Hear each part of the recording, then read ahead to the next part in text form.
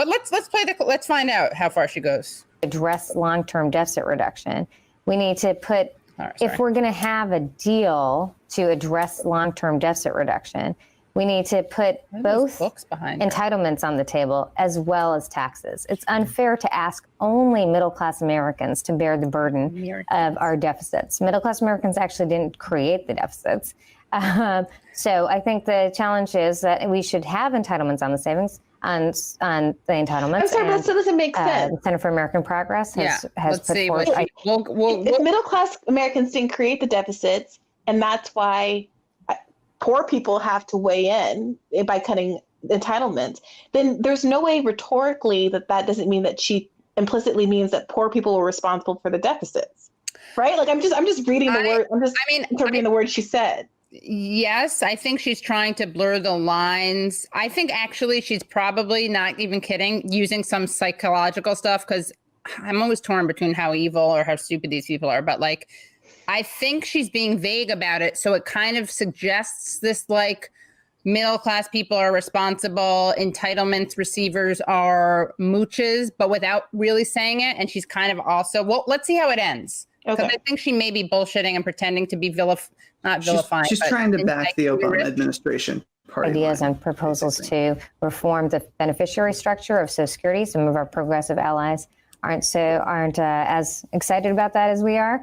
Oh, some of our I like this. Okay, hold on. Sorry. Then I'll play it full. I promise. I'll promise. So I think the challenge is that we should have entitlements on the savings, on the entitlements, and wait, we should have the entitlements on the savings, on the entitlements? The Center for American Progress has put forward ideas and proposals to reform the beneficiary structure of Social Security. Some of our progressive allies aren't as excited about that as we are. So she's excited about cutting Social Security. Excited. Unlike her progressive allies. To say that she has progressive allies is almost like a tacit admission that Cap isn't progressive. But if you say that out loud, then all of those people like go crazy. Right, exactly. Yeah. I mean, she is like James Clyburn declaring himself the most progressive. She is also, her think is the most progressive. Right. She hasn't said that, but I mean, she implicitly does. But yeah. You guys should listen to part 2 of the Boots Riley interview to hear what Boots Riley had to say about Jim Clyburn. I'm so excited. I'm so excited. Allies aren't as excited about that as we are. I just want to say, it's not like she's saying we need to do this. It's an unfortunate thing, but we have to do it. She's saying that they're excited about it. Okay, well, hold on. The Center for American Progress has put forward ideas and proposals to reform the beneficiary structure of Social Security. Some of our progressive allies aren't as excited about that as we are, but we've put those ideas on the table. But we think that those are legitimate ideas that need to be put part of a proposal where everyone's at the table. We don't including Social Security beneficiaries' heads. The cut at the table, the chopping table. Well, what do you think they're serving? Middle-class Americans to sacrifice. Good question. We ask all Americans, and especially, I think it's not unreasonable to ask the wealthiest Americans to pay simply what they were paying in the Bush years. I mean, okay, so that's it.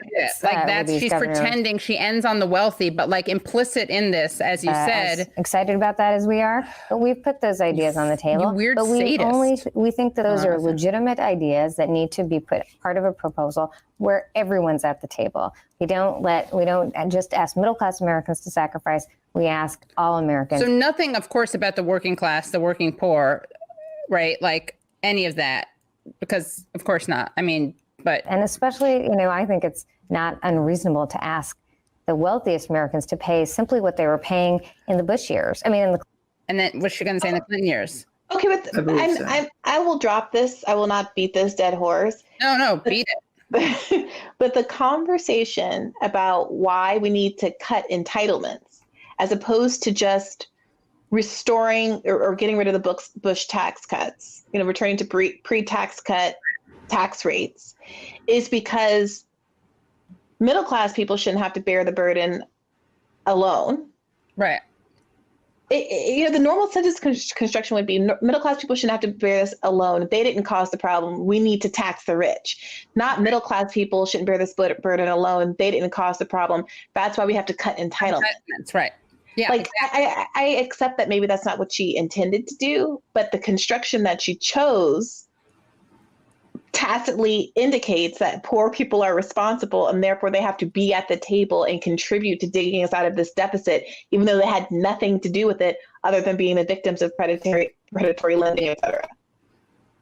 Right. Yeah, it's pretty abysmal. Yes, it is. And it's all because she's, I mean, again, just to like, let's just revisit that weird thing where she can't finish her clause. Hold on. Okay. This is like the big thing, right? We already know that she's being frank about how she wants like the wealthy to pay more in taxes, right?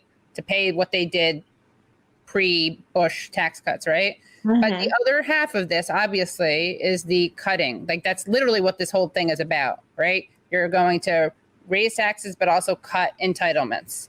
So that is a big part of the point of her on this program, right? And this is how she says it.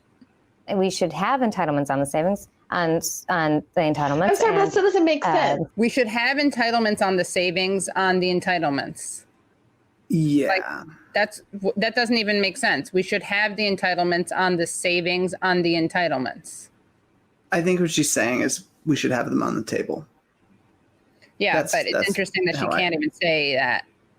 Like, yeah, this could have been a 2-minute clip in which she riled against the rich for these tax cuts, for their destructive predatory behavior that led us into the recession, for the expensive wars that the previous administration had fought, for all of the legitimate reasons that, there's deficit. I mean, even if we're going to just buy into the need to, the deficit hawkery, austerity, right. If we're going to buy in, there's this whole conversation can be framed around a class solidarity message of eating the rich, tax them. It's time for them to show what they're going to do for this country. They've taken so much. They rely on an educated workforce and all of this infrastructure, and it's time for them to give back. Like, I would argue that even adopting that rhetoric cynically could advance her own political interests, even if she didn't believe in it, right? And I'm certainly not advocating that she do that, but like the smart money would be on doing that. But the kind of guile which she goes headfirst into a conversation about entitlement cuts and bragging about the fact that Obama is like really willing to do all these things and so enthusiastic about negotiating with Republicans, even though some of our progressive allies aren't happy. Obama knows what needs to be done. Yeah. Well, that's the sociopathic part of it, right? It's not just like, guys, I don't like it. It's unfortunate, but that's the real. It's not just the deficit hawkery, the deficit trolling, the pretending that she's the adult in the room, and this just has to happen. She actually lets out the fact that she enjoys it, like she's excited about this. Yeah, we're very excited, and they released a report. It was many pages long about Social Security. They said that Social Security was showing its age.